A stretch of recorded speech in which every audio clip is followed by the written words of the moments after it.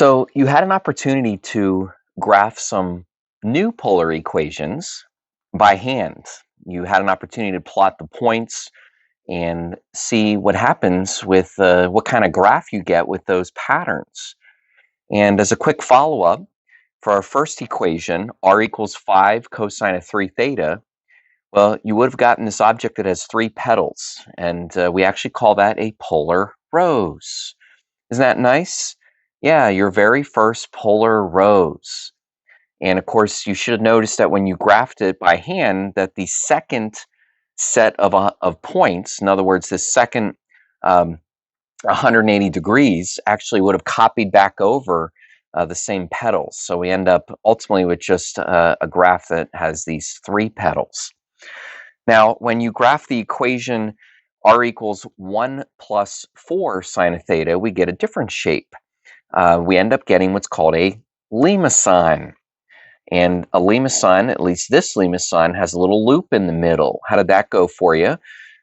We end up with the negative numbers that you got. They were negative r values, allowing us to kind of go backwards and create that little loop through the middle. And in our last graph that we got, it wasn't quite as exciting, but it actually turned out to be a perfect circle. And the same thing, your second group of points, the second 180 degrees actually would trace back over the first set of points if you graph them carefully, if you graph those negative numbers carefully. Well, these three graphs fill in what we know to be the seven most popular polar classifications. And what we're going to end up doing today is we're going to discover those seven polar graphs. We're going to classify them, put them into a nice chart, and along the way discover a couple other ideas about these polar graphs. Now, to do this, you are going to end up using Desmos quite a bit, and I want to encourage you to do just that, to actually fire up Desmos, if it's on your computer, if it's on your phone, to have that open, because I'll tell you that students learn more that participate, that actually type these into Desmos and just kind of observe them. If you're just watching me, you're going to find out a couple days down the road that you're feeling a little bit behind with just getting to know these graphs. So get Desmos open. Did you open it yet? Because there's a couple things we need to make sure that are set here. First of all, have you noticed here, kind of near the middle, there's what's known as the grid. What that really is a different type of mode for Desmos, and we can actually change it to polar mode. You see that we can create the circle and angle type grid. It's actually the polar plane. Now, we're going to switch this thing to degrees, and you can see in the background that changes our angles to degrees. It turns out that the x and y axis, it doesn't really make sense. There is no x and y, but Desmos still uses the symbols x and y to kind of describe the size of that polar plane. So we're going to use negative 10 to 10 for both the x and the y. All right. Now, in your notebook, you're going to want to have a nice blank page that you can prepare this three-columned chart. And we're going to end up with 7 rows. So, you might want to just draw the horizontal lines as we go, but kind of give yourself enough space that we can fill in 7 rows of classifications, of formulas, and in the last column here, some examples. So I'll give you a second to get that set up. I encourage you to pause the video if you have to. You're going to look at this chart quite a bit in the next couple days. So you're going to want to do a nice job sort of getting this prepared and set up. All right, when you're ready, here we go. I'm actually going to start with the graph and example. And much like a graph that you did for your homework, we're going to start with r equals 8 cosine of theta.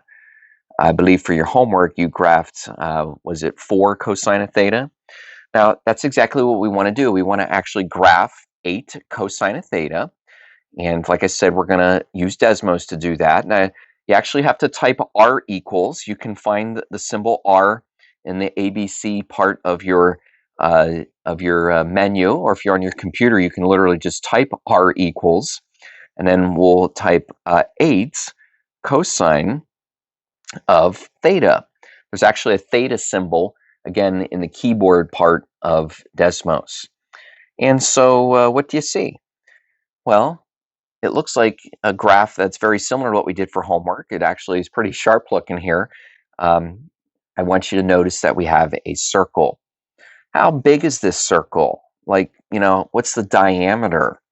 Do you see that the diameter actually over here on the right looks to be at 8? So that's something that we can note when we go back here to our chart, because what we're going to do is we're always going to draw a little graph. Now, when you draw the little graph, you want to draw it not on the x and y axis, but on the polar axis, or the polar plane, that is. So we'll draw ourselves a nice little circle here, and we can even kind of note that the diameter of this was 8. Now, I hope you're noticing that that would seem to have a direct connection to the coefficient. If you have a TI-80 type calculator, it also can graph polar equations. There's a few things that you have to do. First of all, in the mode menu, you'll have to type or press the mode button. You're going to actually change it in the 4th row down. You're going to change it to POL. That's polar mode. So we have to make that switch. And then in the y equals screen, when you type the y equals button, well, it's not y equals anymore. The TI changes it to r equals. And you can type in 8 cosine. Your theta button is actually going to be your variable button here. So you can type 8 cosine of theta. And then there's kind of one more thing it's helpful to know about. It's the zoom. What the zoom does is it kind of gets the window situated to work nicely here with our polar math. You can choose zoom standard, and or you could actually choose zoom square. You can kind of mess around with both of those because it'll make your graph kind of look a little more proportional. So you get the same graph. Not quite as cute as on Desmos, but you end up with a circle. And we see the same thing here. We can see that it has a diameter of 8. Let's graph another equation and kind of do the same thing. Let's type it in. Let's take a look and see if we can make any conclusions about what's happening when we have maybe a 5 sine of theta. And we can type that into Desmos. 5 sine, can actually type sine of theta. Looks like I get a circle again. Notice that this circle appears to have a diameter of 5. And notice that this circle seems to be situated a little bit more at 90 degrees, a little bit more vertical. If you think about it, cosine is more like an x or horizontal type function, and sine is more of like a vertical function. And so it might make a little bit of sense that the rotation of our circle is different. Our rotation, again, is a little bit more on a vertical line. But it's still a circle, and we can kind of note the diameter here, and we're ready to make some conclusions. So this is the circle category, and you're always going to have a circle when you have a formula of the form a cosine of theta or r equals a sine of theta. Basically, whenever you have a coefficient times cosine or sine of theta, it's going to be a circle. And your coefficient, that is a, will be your diameter. Now, I drew a little dashed line because we're going to come back and we're going to fill in something closer to the end of the lesson. So if you want to do the same thing and just kind of leave a little space there, we'll be sure to finish that. Let's take a look at another polar equation. Okay, same thing. I'm actually going to start in the graph column, and I'm going to start with the equation r equals 2 plus 5 sine of theta. Basically, I'm taking my previous problem, and it appears that I'm adding the number 2 in front of it. So what's this going to look like? Well, it actually kind of looks like one of our homework problems, but let's check it out. Got 2 plus 5, and then the sine of theta. Are you typing it into your Desmos? You should be. You get a kind of neat looking shape here. Yeah, it looks like that lemma from our homework. It ends up having a loop. In fact, how big is the loop? When I say how big, how far do we stretch kind of from the bottom to the top of the loop? Well, just a little bit of counting there, you should conclude that the loop has a size of 3. Speaking of size, how about the overall size of our lemma, kind of like from the middle all the way up to the top? It looks like it's at 7.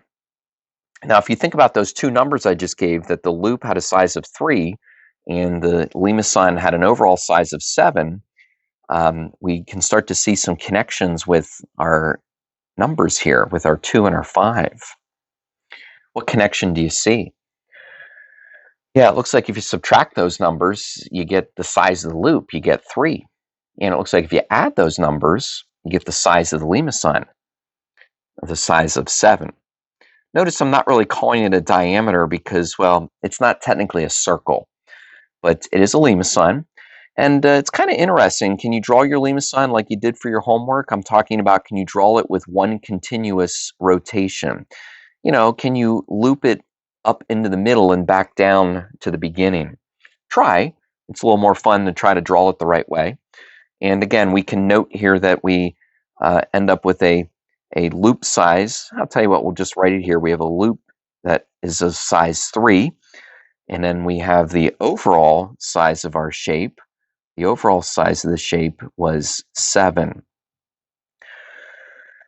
How about the equation r equals 5 plus 2 sine of theta? How about if we switch our two numbers? Well, let's take a look. Same thing, we want to use Desmos. We can actually go in here and just kind of edit it a little bit. I can quickly change it. Whoops, not 5 minus 2, but 5 plus 2, the sine of theta. Looks a little different, doesn't it? First of all, it doesn't have a loop. No, there's no loop. Now, it's not a circle. It's not a circle because if you look here kind of at the bottom, it gets a little flat. It's not perfectly symmetrical, but it's still a lemma. Now, the reason it's still a lemma, as you're going to learn, is because it still has a form. It still has a form of r equals a plus or minus b, the cosine of theta, or r equals a plus or minus b, the sine of theta. It still has the form of that a plus or minus b. And so whenever you have an equation of that form, we get this kind of this new shape. Again, it's called a lemma. I'm going to give myself enough room here to write this. By the way, there's a little cedilla I learned from a student. There's a little cedilla on that C that makes it a soft C. So it's not pronounced limacon, although it's kind of spelled that way. Lemma. Now, there's some specs about a lemma, and it has to do with what we discovered there about A and B. How can we say this? We could say that if A is less than B, that is, if the first number is smaller than the second number, then we're going to have a loop. We're going to have a loop, and the size of that loop is going to be B minus A. So we get ourselves a little subtraction in there. So if A is less than B, then there's going to be a loop size that's equal to B minus A. And then the overall size of our lemma, our overall size is going to be A plus B. Now, I was getting a little excited there. I forgot to look at the overall size of our of this lemma, and it turns out that when we say the overall size, we're measuring it from the center. So it still has a size of 7. It kind of reaches up to 7. You can see that at the bottom, it actually reaches as low as 3, which is kind of like that loop that we lost. So, that loop that went up through the middle sort of got pushed back down, and it actually stretches down 3 units. But technically, it's not a loop at the bottom, although it does stretch up to 7, and we'll call that like the overall size. But maybe a better way to say it would be just how far it stretches along that upper axis. Let's graph it. Kind of forgot to draw that sketch, right? When you graph it, it's not really a circle. It has kind of that flat part at the bottom.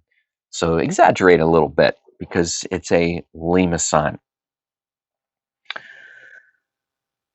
Ready for the next classification?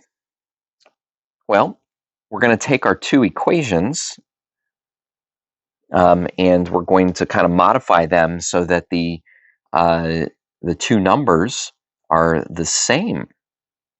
The two numbers are the same. So I have 5 minus 5, the cosine of theta. Okay, now what's happening here is the a plus b form has become more of an a plus a. In other words, the two coefficients are the same. Also use the subtraction sign just to see what that does. But what do we got? 5 minus 5, the cosine of theta. Whoa, that's what happens if you have two thetas. Oh, that's kind of cute. Kind of looks like a heart. In fact, the name of this does derive itself from heart. But what else do you see here? Do you see kind of like the size of the shape, like how far it extends? Yeah, it looks like it extends out to 10. That's something that I think we can note when we draw the little sketch here. Let's do that. Let's draw the sketch before we get along any further. When you draw these sketches, we always want to draw them on the polar axis. Basically, the polar axis is the middle, which is the pole, and also 0 degrees.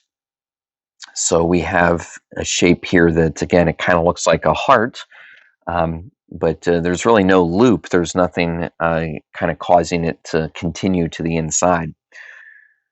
I could mark this value out here to be 10, just kind of noting that that's how wide that graph is. All right, I want you to see what happens if we use sine instead of cosine. We did this up above in the previous problem.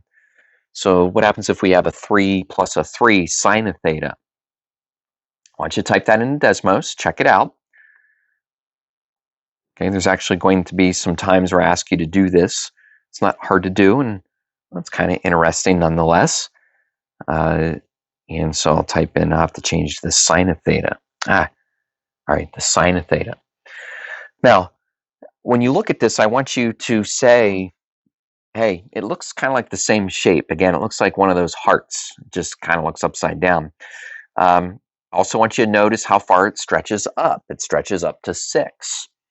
And lastly, I want you to notice that the difference between a cosine and a sine is kind of the difference between cosine being more horizontal and a sine being a little more vertical. You see, anytime you change from sine to cosine for any of these graphs, it's just going to change the position of your graph. It's going to change the rotation. And so we see that happening with this graph. Now, this graph has a name, which we will reveal here in just a moment, but let's draw it. And now we will name it as a cardioid. It's a cardioid, spelled C-A-R-D-I-O-I-D. There's 2 I's and 2 D's. It's a cardioid. Again, it has that derivation from what we know as a heart. Now, a cardioid is always going to be when you have an equation of the form A plus or minus A cosine of theta, or A plus or minus A sine of theta. But the key here is that the two numbers are the same. And so whenever the two numbers are the same, you always get a cardioid, which, by the way, always comes in and touches the pole. It always comes in and touches at 0, 0. And it's also true that if you add your two values together, you will get the size of your cardioid. We just kind of generically call it the size. That's how far that it stretches in its widest direction. Okay, let's keep going. We're ready for our fourth classification. And I'm going to do the same thing. I'm going to provide you with an equation. And let's look at it with Desmos. Now, I'll tell you, before we do type this into Desmos, kind of looks like your homework graph, doesn't it? Yeah, it's got a coefficient, that's that number out front, and it's got a number in front of theta. This is the first time that we have a number in front of theta. What does this do for our graph? Well, it turns out that it does quite a bit, and it's rather interesting. In this case, 5 cosine of 3 theta ends up giving us a graph that has petals.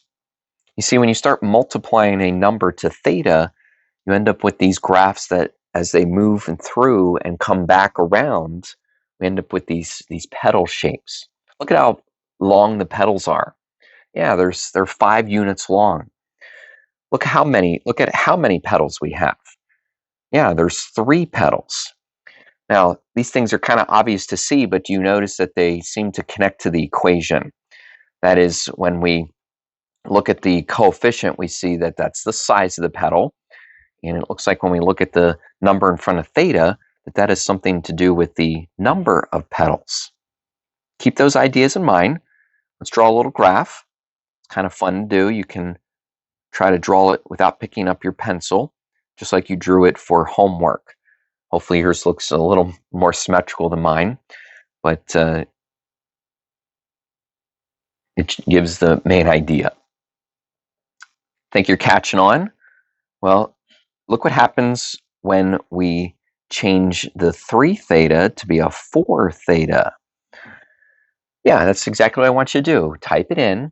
Look what happens when we change the 3 theta to be a 4 theta. Did you already check it out? It's pretty cool, isn't it? When you change the 3 theta to be a 4 theta, now how many petals do we have? Well, if you count them, we have 8 petals. Now, thank goodness they're still 5 units long, but we've got something to discuss here. We have something to sort of figure out, and that is, what do these numbers have to do with the rows that we're getting, right? This is actually a rose, and I want to make sure that I sketch this right. I got to see that again. Okay, so we have petals. Now, technically, you wouldn't pick up your pencil to draw these petals. I'm going to cheat a little bit because I want to make sure that I get them and each one of them. So I have those 4 petals, but then I have 4 more that are basically between all of them. You could have looped your line through and through and through, or you can just draw it so that you get the idea. So what do you think? How come the first one had 3 petals and all of a sudden this one has 8? Do you want to investigate another number? This is, if we were in class, I would encourage you guys to go to the next theta. You know, we went 3 theta, 4 theta. How about 5 theta? That's pretty neat looking. So it ends up having 5 petals. What about 6 theta? Did you already type it in? 6 theta. Yeah, look, now we have 12 petals. Is it enough for you to start to make a conclusion? That's the whole idea here. We're trying to make a conclusion about how these numbers affect the shape that we're creating. What's that you say? Even versus odd? Yeah, that's exactly right. If you have an odd number in front of theta, it looks like we end up with that exact amount of petals. But yeah, if we have an even number in front of theta, yes, it ends up being twice as many petals. And this is what we call a polar rose, or we'll just call it a rose for short. How can we say this? Well, first of all, the formula would say that whenever we have something of the form A, cosine of n theta. We typically choose the letter n, especially when that number that's filled in there has something to do with the number of something, right? The letter n beside theta has something to do with the number of petals. So how can we say this? First of all, let's make the obvious that A is the petal length. We'll get that out of the way. A is the petal length. But we can get a little if-then statement here about the letter n. That is, if n is odd. Okay, so remember, n is the number in front of theta. So if n is odd, you're going to have n petals. In other words, you're going to have that exact amount. But if n is even, how do you say how many petals you're going to have? How do you say that you're going to have twice as many? 2n? Yeah, 2n petals. And so we end up with the polar rose. Now, remember yesterday I had you graph a rose by hand. Now, the reason I did that wasn't for cruel and unusual punishment, but it was so you can make a little connection right now. Because remember when you had 3 theta for that rose that you graphed? Remember how the second set of petals just traced back over the first set? Well, when you trace back over the same set, it ends up looking like you only have 3 petals. But you see, if you would have used a 4 theta, you wouldn't have traced back over the same petals. You would have made like 4 more petals for a total of 8. And so when we have an even versus an odd number, it basically affects those points that we plot to create more petals or to trace over the same petals. All right. Well, we have 7 of these to do, so that means 3 more. But we're kind of hitting the final stretch here. How about an equation that would have us r squared? Maybe like r squared equals 9 cosine of 2 theta. Now, we're in a little different realm here. Literally, we're in a different power. Now we have a squared exponent. When you type this into Desmos, you unfortunately aren't able to type the square, but you are able to do a little simple algebra, and that is take the square root of both sides. Now, some people say, well, why don't you just write it as a square root? It's not the formal way. It's more formal to have a r squared, but then the student needs to recognize that you're going to take the square root of both sides to be able to type this into Desmos or your graphing calculator. So we get a little r equals the square root of 9 cosine of 2 theta. And what do we see? Well, we see petals. It's not a rose, though, because a rose would officially have to just be r equals. This was r squared equals. But nonetheless, it's a petaled object. There's 2 petals. Do you see how long they are? Yeah, if you look out at the length of one of those petals, you should see that it's 3. So let's note this with a nice little sketch. And I like this one. It's easier to draw with one smooth curve. You can go through the middle and back around. The one thing about Desmos is it doesn't show you the graph actually being created. If you're using a graphing calculator, you get to kind of see how it's drawn. But nonetheless, it does draw with one smooth motion. And we can note, if we'd like, that the length of one of these petals out here was 3. What if we change the 9 cosine to be let's use a different number too. How about we change it to be a 25, but I want to change the cosine to a sine. I want you guys to see again what happens when cosine changes to sine. I'm going to type it in. R squared equals 25 sine of 2 theta.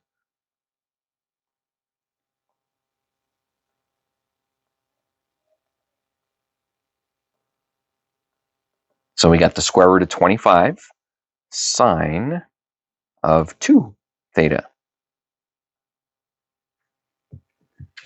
Once again, get some neat looking graphs. This one has 2 petals, and look at how big they are. That's right, it stretches out to 5. Okay, and it's kind of rotated differently, isn't it? Remember, anytime you change sine versus cosine, you just get a different rotation. It looks like this one only rotated more like 45 degrees, but nonetheless, it's different. So try our best to draw these two petals. And if we'd like, we can kind of mark that it's out, the length out here at 5. Now, did you figure out how we can determine the length of one of these objects? Yeah, it's the square root of the coefficient. Now, I'll tell you, it always has to be a 2 theta, and it always has to be an r squared. And whenever you have something of the form where it's always r squared equals a, the cosine of 2 theta, or r squared equals a, the sine of 2 theta. So whenever you have this form, it has to be an r squared, it has to be a 2 theta. Well, you're always going to get what's known as a Lemniscut. What? A Lemniscut. I think I tried to add an extra syllable in there. It kind of looks like it's spelled lemniscate, but trust me, it's pronounced Lemniscut. Who comes up with these things? Well, a lot of times the mathematician that discovered these graphs gave it a name. It may have had to do with the shape, might have had a little bit of have to do with their origin or their ethnic background, but we've got a Lemniscut. And again, to highlight, a Lemniscut always has 2 petals, so that's like an always, and the square root of the coefficient, that's going to be the petal length. It's going to be the petal length. Lemniscut. We come to my favorite, and it's my favorite for a couple reasons. It's a really neat graph, and it also has some really fundamental math. Now, it's not going to be hard, but it's my favorite. R equals 2 theta.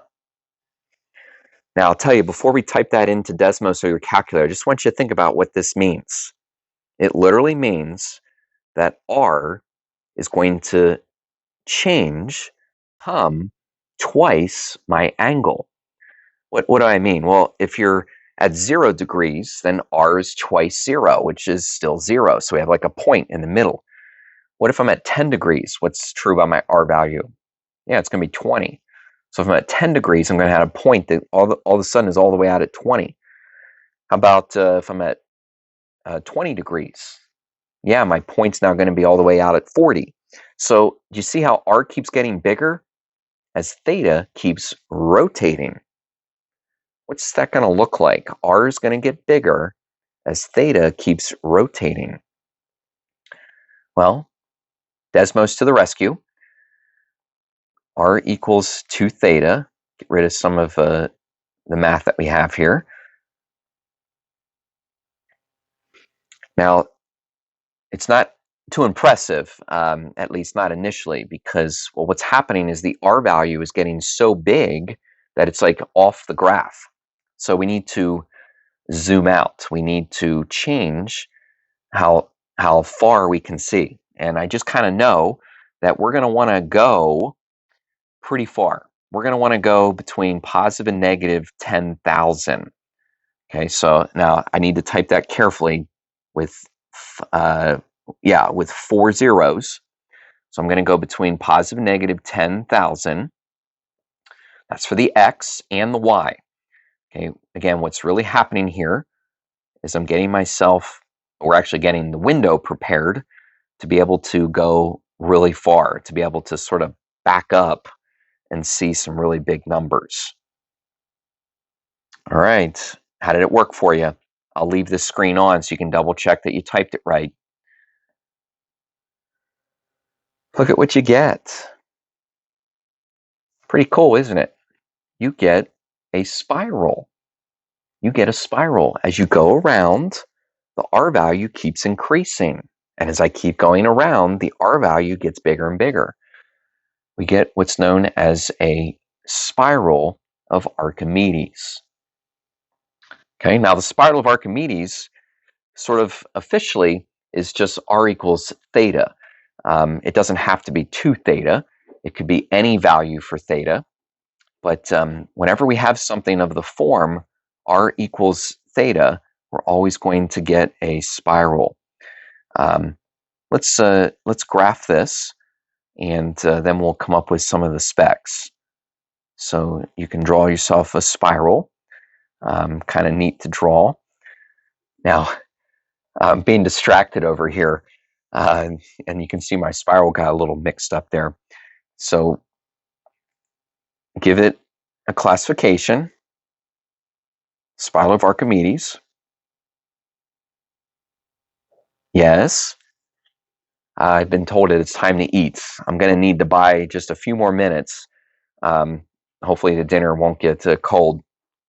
So Archimedes, that was the mathematician that discovered this. Archimedes. It's the spiral of Archimedes. It's always an equation of the form r equals a theta. Okay, and there's not necessarily like a specification to write here, except for you to just really process that, as it says, r equals theta. R gets bigger as theta gets bigger. I think we could say that. We could say as theta increases, r increases. In fact, in exactly the same manner. Okay, now we're supposed to do 7 of these, right? Well, here's the good news. We already showed you the 7th one, but what I want to make sure you do is that you don't confuse it with kind of what you've learned already, because now you see more equations. Sometimes we forget about what we've learned in the past. So remember with me something like theta equals 30. Now, we're not going to type that in Desmos because we don't have to, and I don't know if we can. I guess we could check it out if we want to, but I really want you just to remember that theta equals 30 is a line. Remember, it's a line that's tilted at 30 degrees. Okay, now that was pretty easy to graph a couple days ago. It's still true today. Basically, anytime you have an equation of the form theta equals a, remember it's kind of a simple equation, that's referring to nothing more than just a tilted line where a is the angle. Okay. Now, I'm going to tell you nicely that I often see students confuse the two that we just did because they both kind of use theta. They both seem simple, but look at them carefully. The spiral of Archimedes says that r equals theta. That means that r changes as theta changes. But my line, it just says that theta equals a, like it stays constant. And so if you think about it a little bit, you'd have to be drawing just a straight line. Now, take those two ideas and remember one more thing with me. It was our other simple equation. It was an equation of the form r equals a number, like maybe r equals 4. Now, again, just a day ago, or a couple days ago, we graphed r equals 4, and we said it was pretty easy because, well, it was nothing more than a graph where the radius was always 4, a circle. So when we have an equation of the form r equals a, that means that a is the radius. Now, what ends up happening here, it's funny, these last 3 equations, they sometimes can get all mixed up because, as I said before, we have an equation that said r equals theta. Remember, r equals theta, r changes as theta changes, spiral. Now I showed you an equation r equals a, but that just means that r is always constant, in other words, a radius. And of course, don't forget the last one we did down here, which is a line that says that theta equals a number, which is going to be an angle.